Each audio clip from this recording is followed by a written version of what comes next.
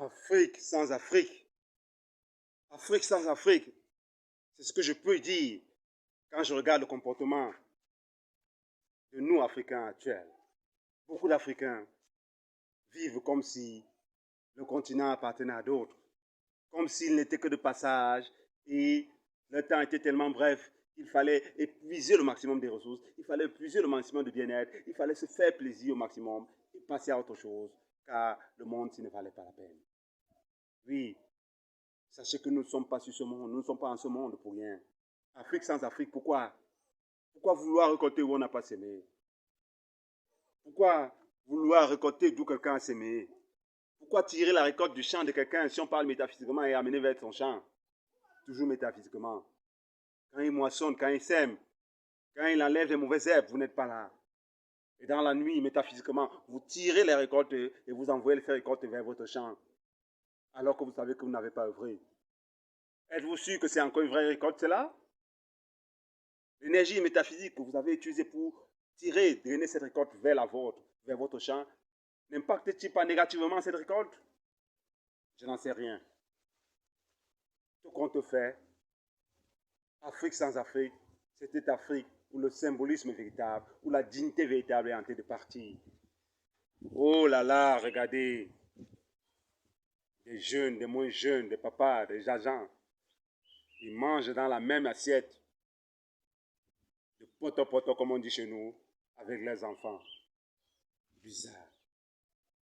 Même si vous êtes, même si nous sommes des hommes bizarres, même si nous sommes des hommes compliqués, même si nous sommes des hommes volages, pour dire entre parenthèses, est-ce normal pour nous? Je prends un exemple. Est-ce normal pour un homme volage d'entrer dans la même auberge alors qu'il voit entrer son fils ou sa fille avec quelqu'un d'autre? Est-ce possible? Dès le moment où il constate, même s'il ne voit pas et qu'il constate que son enfant est dans cette auberge et que lui il arrive, ou bien son enfant vient lui trouver dans cette auberge, quelle est sa réaction pour un homme normal? Je vous laisse deviner la suite. Ce qui est sûr, l'instant d'après, on le retrouvera hors de l'auberge. Car il y va même du symbolisme de la dignité d'un papa pour son enfant. Quelles que soient vos erreurs, quels que soient vos défauts, est-ce que vous pouvez accepter que vos enfants entrent dans les mêmes défauts, les mêmes pièges? Vous dites que vous préservez une certaine richesse, une certaine originalité. Vous préservez le pouvoir. Quel pouvoir? Le pouvoir véritable appartient au divin. Quel pouvoir voulez-vous préserver? N'est-ce pas une autre entourloupe? Comment vous contenter d'envoyer vos progénitures vers les abîmes maléfiques alors que vous savez que vous-même vous êtes là-dedans? Afrique sans Afrique. Je finirai cette petite vidéo en disant l'Afrique doit retrouver ses valeurs. L'Afrique est en train d'œuvrer pour ce salut, cette dignité, mais l'Afrique doit véritablement poser les véritables bases et surtout, je convoque encore nos ancêtres, les hommes des siècles secrets africains qui maintiennent l'équilibre encore pour l'instant. Je vous invoque, je vous invite encore à anticiper, à travailler et à œuvrer, à initier même ce qui valent la peine pour participer avec vous dans ce combat. Oui, travaillez véritablement, vous êtes seul, vous semblez même abandonné. Je sais que ce combat ne vous dépassera pas, mais pour l'instant, ce combat est mal engagé. Il est mal engagé car les Africains laissent leurs dignes hommes être tués par d'autres. Ils participent en complice à la mort de leurs héros.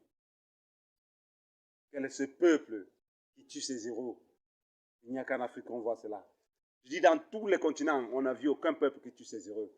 Même quand vous entendez qu'un héros est mort dans un autre continent, c'est une rivalité particulière, dans la majorité des cas, ou une rivalité entre lui et l'État.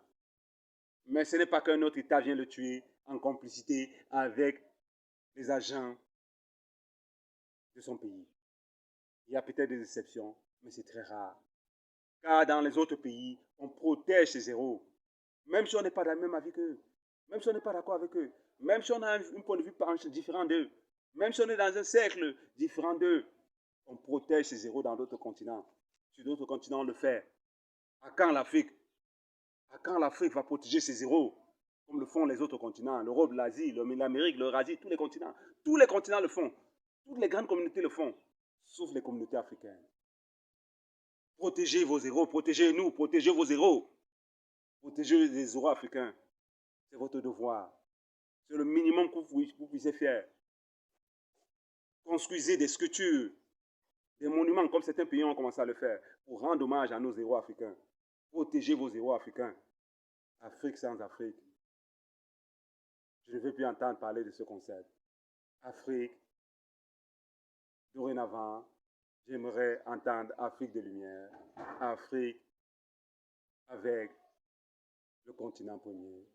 Afrique, continent de lumière et d'équilibre de l'humanité. Oui, partagez cette vidéo. Vous êtes sur Africa Light. Continuez à vous abonner. Amenez vos jeunes frères à vous abonner, à participer à cette œuvre de lumière. L'Afrique, dorénavant, sera l'avant-garde du monde. Merci.